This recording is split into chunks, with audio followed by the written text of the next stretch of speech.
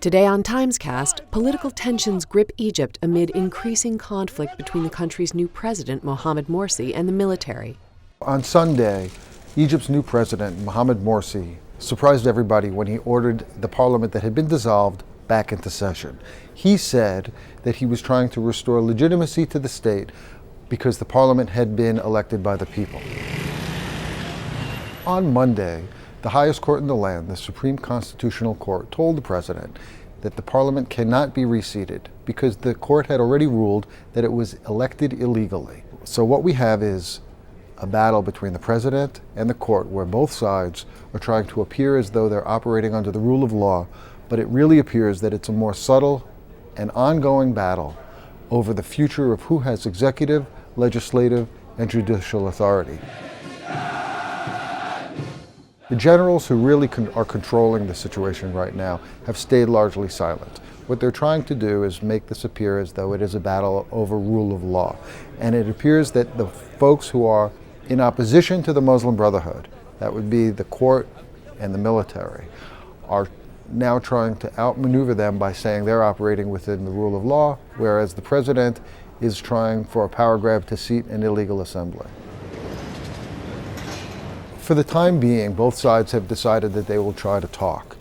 The members of parliament who have been called back have not gone to the building, which is still surrounded by riot police, ostensibly to prevent them from going in. If they are seated on Tuesday, it's not even clear that all the members will show up or what, if any, legitimacy they will have, because again, the court has said they were elected illegally.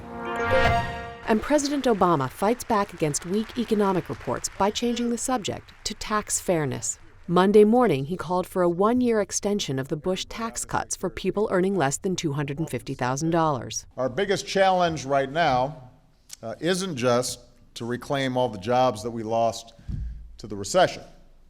It's to reclaim the security that so many middle-class Americans have lost over the past decade. President Obama's announcement this morning has kicked off a battle royal on Capitol Hill. Republicans didn't even wait for the president to speak before issuing their own rebuttals. They argue that this amounts to a tax increase, particularly on small business owners. And they say that the president hasn't offered any roadmap for what would happen a year from now, even if these cuts were extended.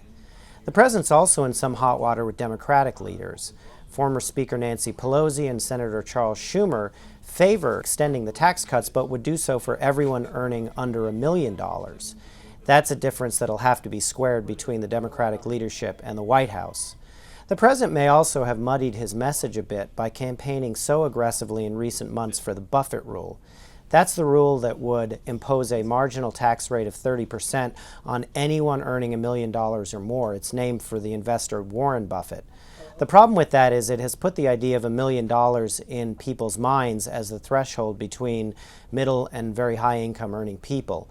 And to that extent, it's made the argument that the president has a little bit more difficult to make.